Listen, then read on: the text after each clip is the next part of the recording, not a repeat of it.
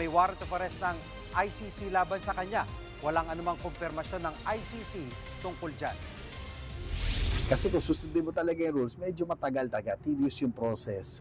Siguro, yung request natin, ito voluntary nila lang.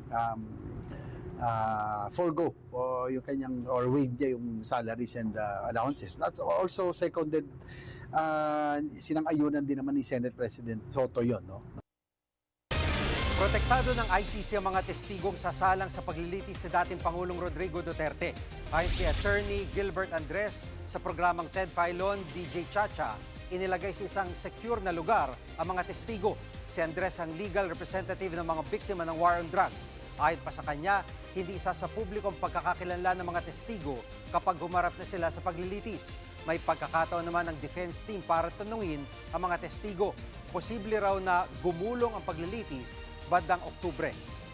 Samantala, ayon kay ICC Assistant Counsel Cristina Conti, may mga tinalaga ng hukom na hawak sa kaso ni Duterte.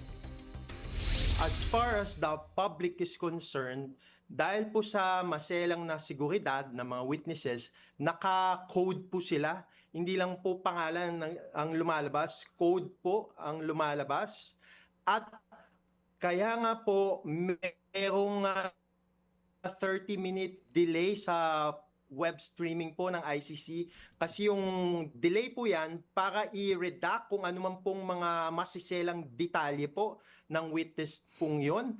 Pwede din pong naka-blur ang kanyang itsura po at yung boses niya po ay iniiba kung sa web streaming po. Ngunit sa loob po ng courtroom sa ICC, alam po yan mga abogado ng parties at ng victims, participants po.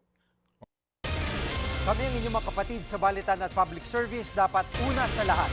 Abangan niyo po ulit kami bukas dito sa TV5, 1PH, RPTV, True TV at 105.9 True FM. Susunod na po ang Frontline Pilipinas. Live mula sa TV5 Media Center Reliance. Kasama ang buong puwersa ng News 5. Ito ang 28 KBP Golden Dove Awards at 13th Makatao Awards Best TV Newscast.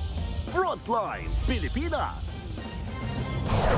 Sa Pulsa CCTV, rider na magde-deliver lang ng in-order sa kanyang karinderya, nabundol ng humaharurot na barangay patrol.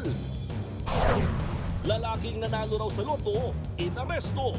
Kukubra na sana ng premyo nang madiskubring isa pala siyang manloloko.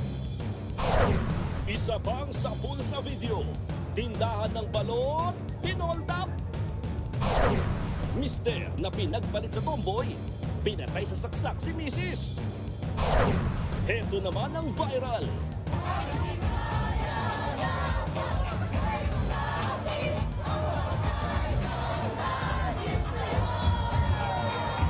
Mga kabataan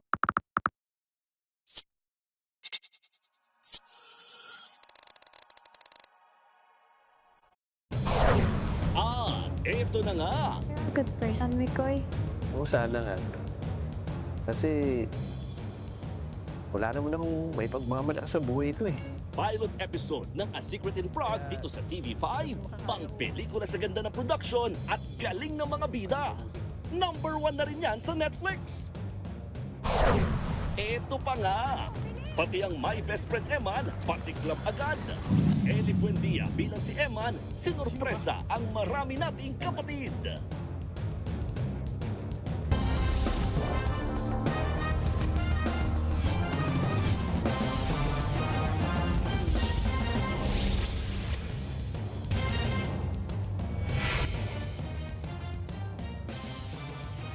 Kapapasok lamang pong balita, pinagbabaril ng riding in tandem ang isang sasakyan sa kanto ng Timog Avenue at EDSA sa Quezon City. Sa inisyal na impormasyon, isinugod sa ospital ang dalawang biktima. Agad namang tumakas ang mga salarin. Nagdudulot na po ito ng pagbagal ng trapiko sa mga kalapit na kalsada. Ang iba pang detalye sa balitang yan, ihahatid namin maya-maya lang. Sa ibang balita naman, sa Pulsa CCTV ang isang rider na nabundol ng isang humaharurot na barangay patrol sa Quezon City. Ang biktima may-ari ng karinderya na magde-deliver lang sana ng pagkain. Nasa frontline ng balitang yan, si Carol De Asa. Kuha ito sa kanto ng Road 8 sa Project 6, Quezon City. Ang papatawid na rider sa kabilang kalsada. Nasa pool ng humaharurot na barangay patrol. Sa lakas ng impact, tumilapon ang rider at nakaladkad pa. Nagtamo ng matinding pinsala sa katawan at ulo ang biktima.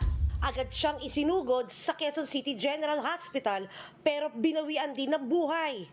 Kinilala ang biktima na si alias Nelson, 31 anyos na may-ari ng isang karinderya.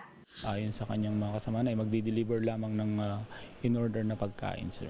Kinilala naman ang driver ng barangay patrol na si alias Jason, 52 anyos, na XO ng barangay Nagkaisang Nayon.